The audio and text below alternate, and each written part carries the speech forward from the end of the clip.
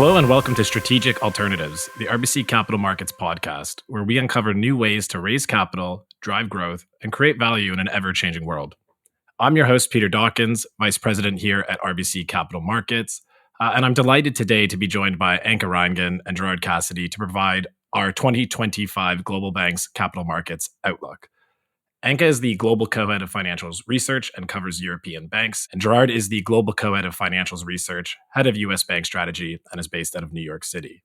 Gerard, Anke, welcome to the podcast, and thank you so much for taking the time to meet with us today. Thank you, Peter. You're very welcome. I thought perhaps we would start the podcast with a little bit more of a scene-setting statement. 2024 was a remarkable year for banks, posting strong earnings, strong balance sheets, and I think the number one question many investors are thinking about now, as we look into 2025, can that momentum carry forward and what will performance look like? So Gerard, I thought we would start with the US. I'd love to hear your high-level outlook on what you think bank performance will look like in 2025 and how that might compare to 2024. Sure, Peter. What was very interesting in 2024, the U.S. bank stocks as measured by the S&P Bank Index, they were up 34%, easily outperforming the S&P 500. And I think what you're likely to see in 2025 is similar outperformance. Year to date, we are already outperforming by approximately 700 or 800 basis points. And the reason being is coming into the year, the banks here in the United States set up very well. And they set up well for a couple of reasons. First, the economic outlook is still quite positive in the United States. And as many bank stock investors recognize, banks are products of their economy. And so if the economy continues to grow at 2 to 2.5% and nominal GDP growth comes in around 5%, that's very positive for the banks. Second, the change under the new administration in the regulatory outlook is significant. And what we're seeing is the new administration is replacing all the heads of the different regulatory agencies. And we believe it's going to be a much softer touch for the banks than under the prior Biden administration. And in fact, Basel III Endgame, which is one of the big regulatory changes that is under discussion right now, it was introduced back in July of 23, and on average in the United States, the Federal Reserve indicated that capital requirements for the top 30 banks would rise by about 16%. The pushback was so significant that that proposal was rejected. And now under the new proposal, we think that the actual capital increase requirement will be zero. The third pillar of why we think the stocks outperform this year is that the interest rate environment higher for longer is very positive for the banks. We have to go back 20 years for the last time we've seen the Fed funds rate exceed 3%. And we have a positive slope to the curve. That means that the banks will be earning profits from their deposits on their balance sheet as those low-cost deposits are deployed into higher-yielding assets. Also, you will see a number of their assets reprice into higher-yielding assets as they mature this year and next year. So the combination of those three macro trends, a stronger economy, a better regulatory outlook, and a very attractive interest rate environment leads us to believe that the bank stocks will continue to outperform the general markets in 2025. Thank you, Gerard. If we pivot here to Europe, Anke, how do you look at European bank performance and maybe contrast that to the US and also to 2024?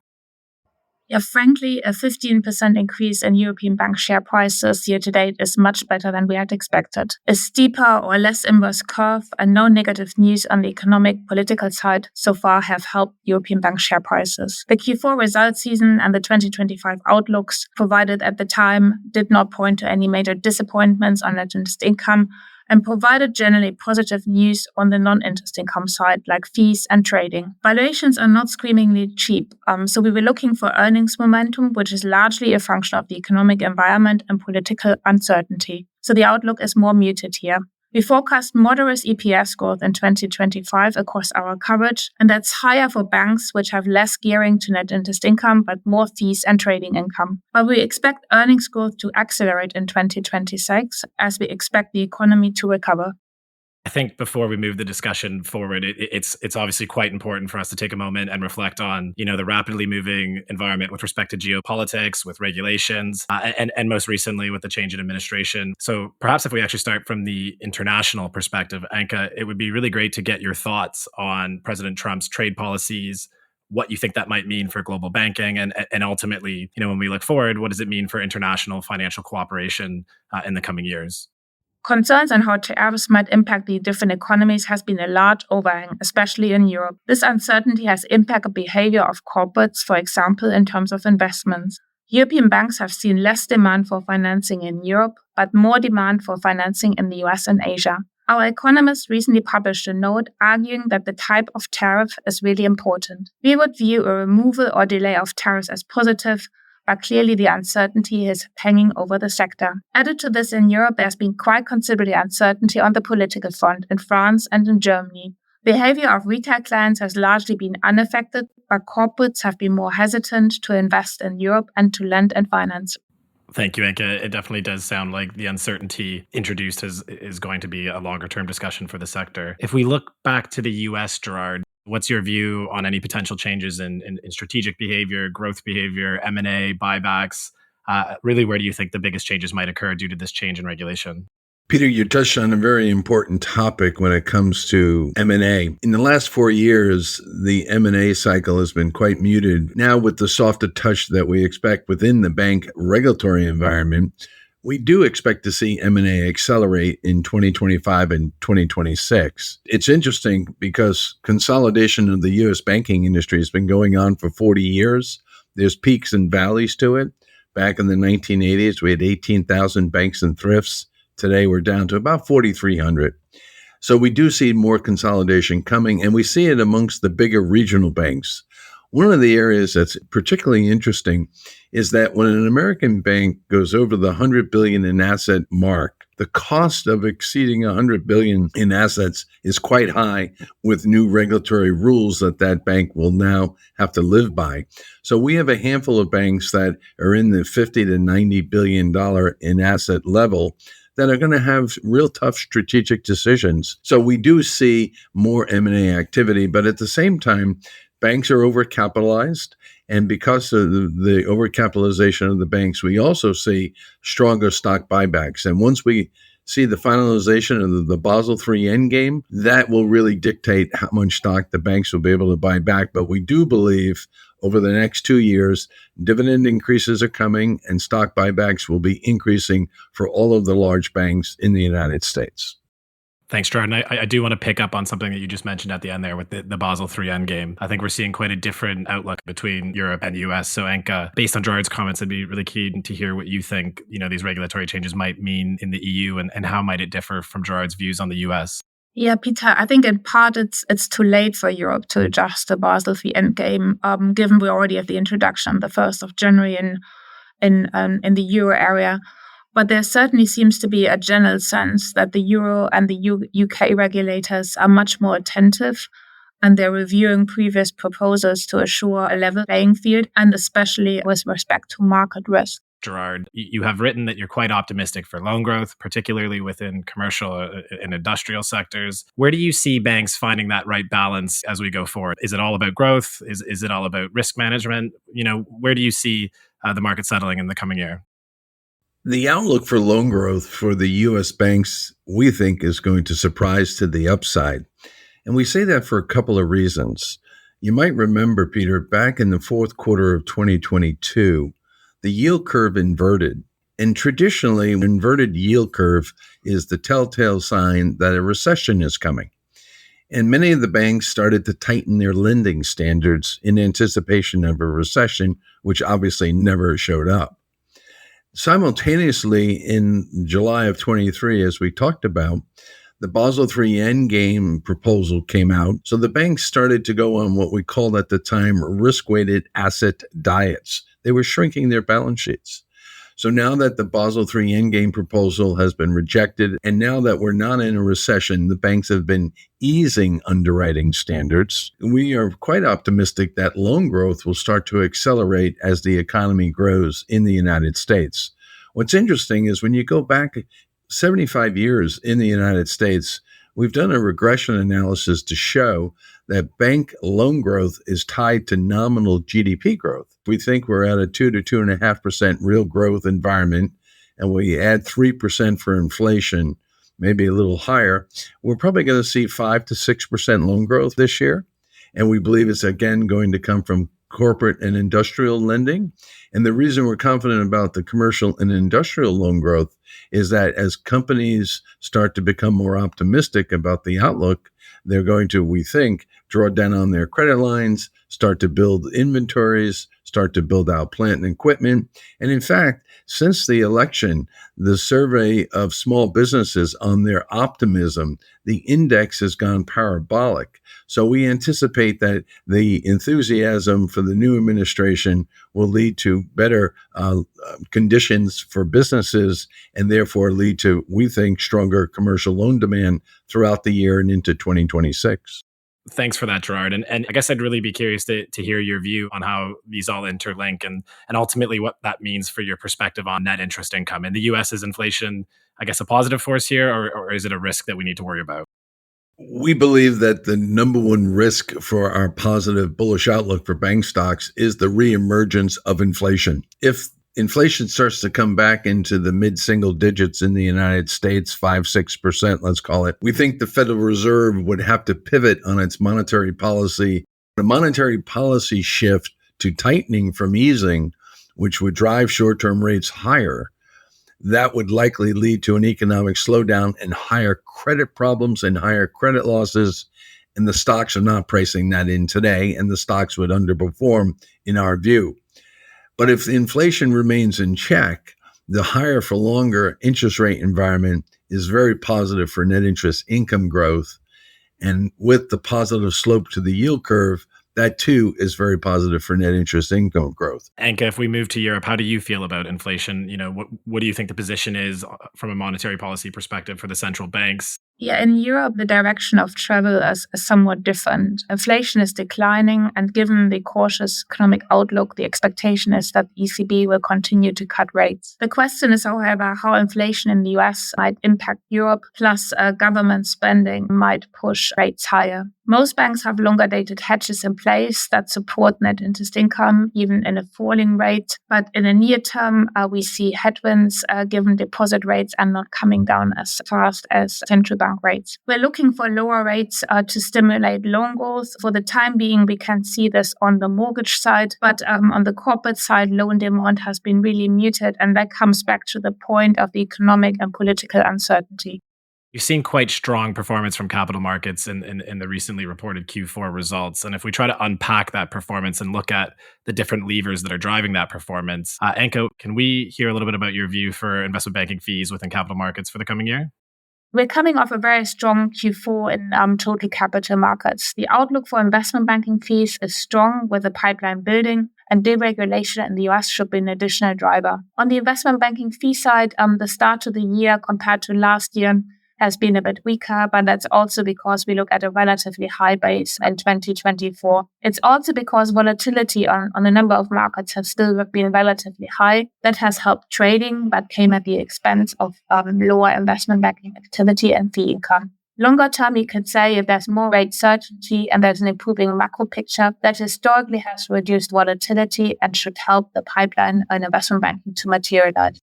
If we look beyond traditional investment banking fees and the importance that they play, Gerard, we've seen the growing importance of private credit in terms of capital markets performance. I would be curious to hear your view on this growing fee line and what it might mean for performance going forward.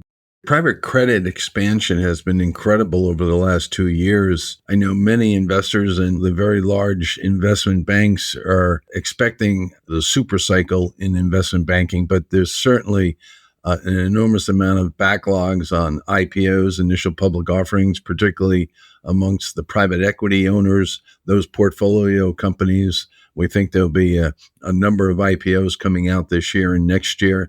And then as we talked earlier about the new administration having a different view on mergers and acquisitions, not just in the banking sector, but in all sectors, that too will have a real big impact on the investment banks.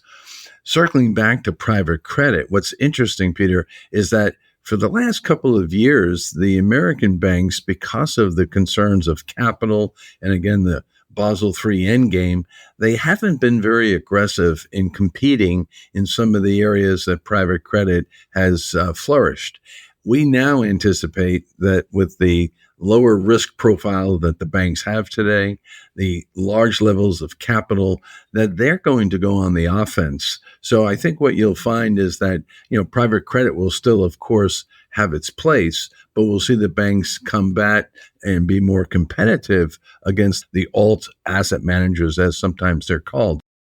And it'll definitely be fascinating to see how this all plays out. I read about the record dry powder from these private players almost every day. If we take a step back and go even longer term and think about the horizon and think about technology, Gerard, I'd just be curious to hear your views on the future of global banking and how banks should be thinking about positioning themselves in this changing environment. Certainly, artificial intelligence, AI, is going to be a key foundation for the technology of banking in the future. It's not necessarily going to be a differentiator between the banks. We don't expect outsiders or investors to be able to determine, who's got the better AI. It's just a matter you have to have it to be competitive. Billions of dollars obviously are being spent on it, and that will hopefully make the banks more efficient and possibly even more profitable because of the use of AI. I just had one more question for you both, but before I ask, I really wanted to take the opportunity to just flag our upcoming Global Financials Conference, which is taking place in New York City on March 4th and March 5th,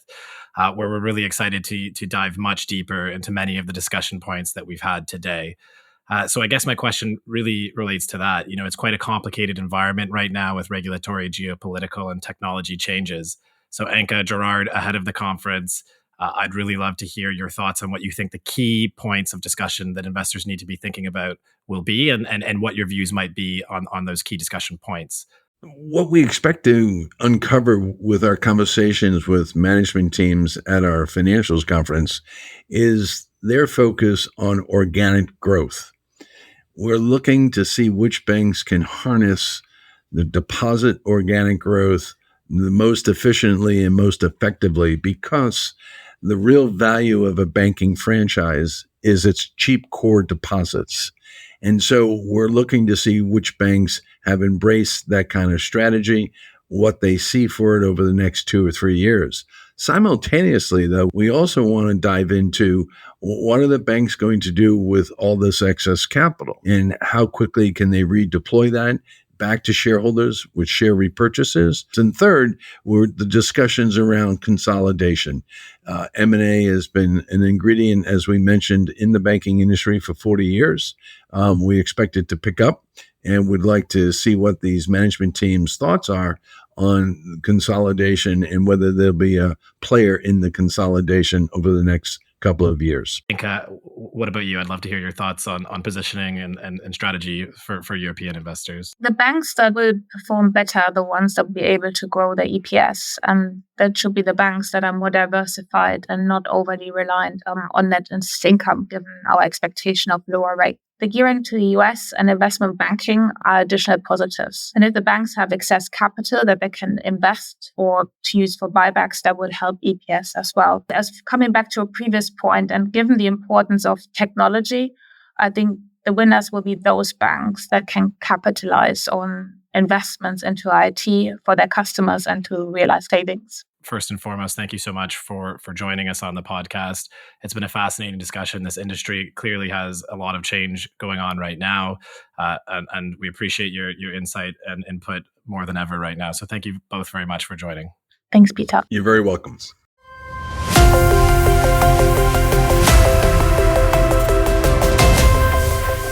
Thank you very much for listening to Strategic Alternatives, the RBC Capital Markets podcast. This episode was recorded on February 14th, 2025. Listen and subscribe to Strategic Alternatives on Apple Podcasts, Spotify, or wherever you get your podcasts. Once again, we really do want to thank you for listening. And if you did enjoy this episode, please leave us a review and share the podcast with others. This content is based on information available at the time it was recorded and is for informational purposes only. It is not an offer to buy or sell or a solicitation, and no recommendations are implied.